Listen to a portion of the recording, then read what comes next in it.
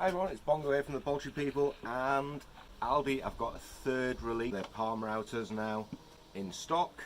What should I do? Should I go over the differences between the older one, the second revision, and the new one? There aren't any. It's near enough the same router. There's a slight difference to the body colour, and the switches are a different colour. Apart from that, everything else is identical. This one's about a year old or more now. It's you can see it's got a bit discoloured actually. What the fuck?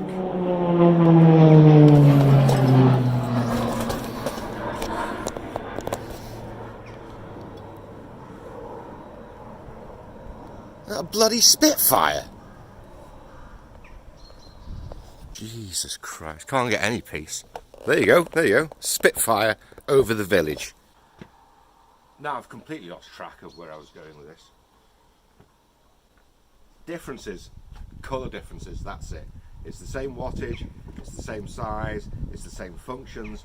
I did make a video on these ages ago. You might want to go back and look over that if you're thinking of getting one, because in that video as well I use the very fine CNC carving bits to draw out some designs.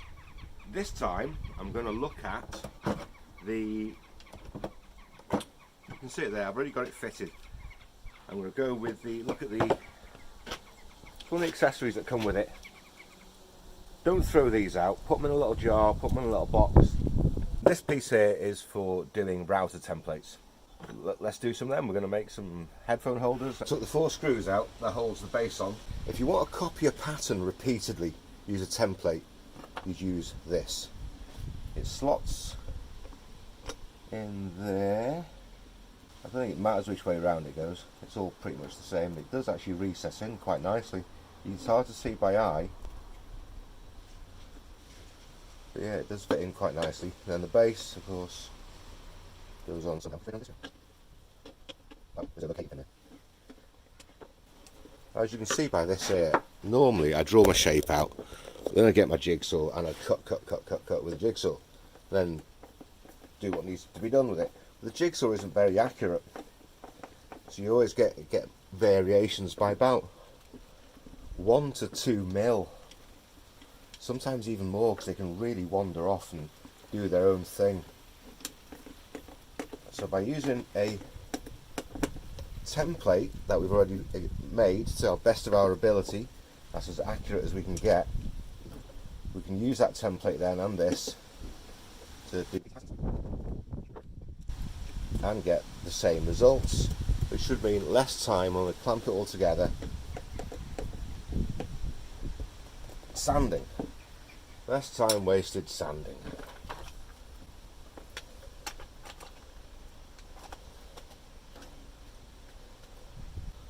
So that's what I want. I want them all the same repeatedly. So I've got 2 options.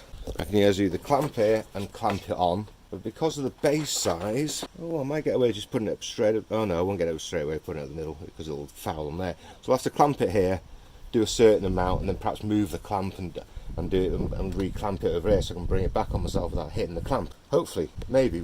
Or I could screw the template down onto this piece of wood here, but that does mean I'm now putting 2 holes in this piece of wood, which if it's your finished piece you don't want that. But if it's going on the inside and the finished piece is on the back, we might get away with that. In fact, if we flip this over and do it from the other side, it might be even better.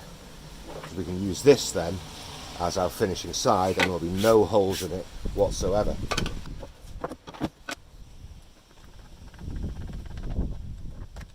It's going to press against the template and then my cutter's going to cut through the wood, copying it.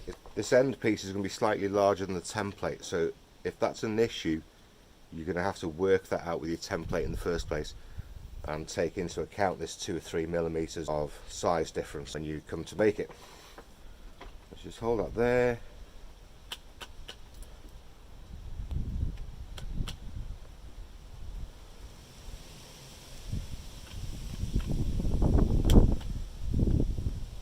Now it's all the way through. And sort of switched off, because with these switches it can be accidentally switched on when you plug it in, it's on, off.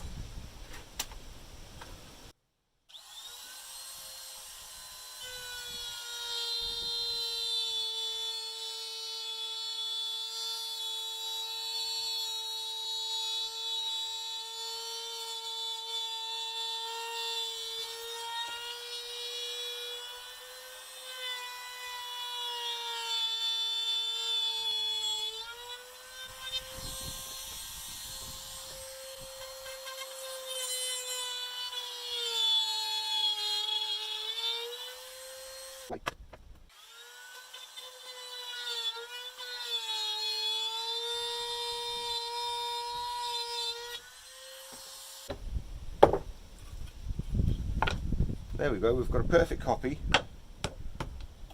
of this one, slightly larger. Was it? Yeah, it's about 2 mil larger all the way around because of that, because of the extra size. So now we can go on to making the next one.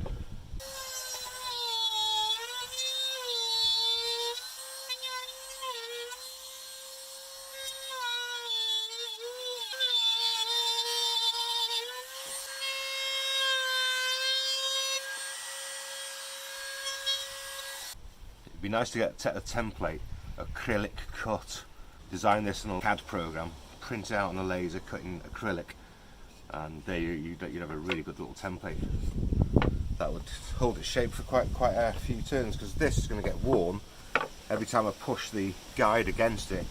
It's pressing into it. This will get worn and will become won't be as accurate as when you first started. It's going to take some time, but there we go. Aldi palm router being used to do templates.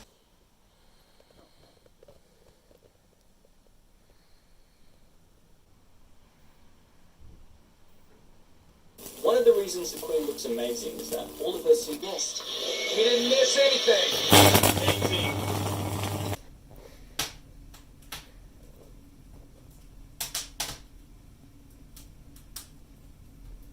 I managed to get hold of this template from Men's Sheds months and months ago that a local guy would be using. I think this is for tea light holders. Not too sure about that one there. So using that one, I then overlaid it, made a copy of that, made that, which then fits over here. So I made myself a little tray for putting things in. An old bit of scrap wood I found lying around anyway. Cleans up quite nicely. Thanks for watching. Crack on and make something.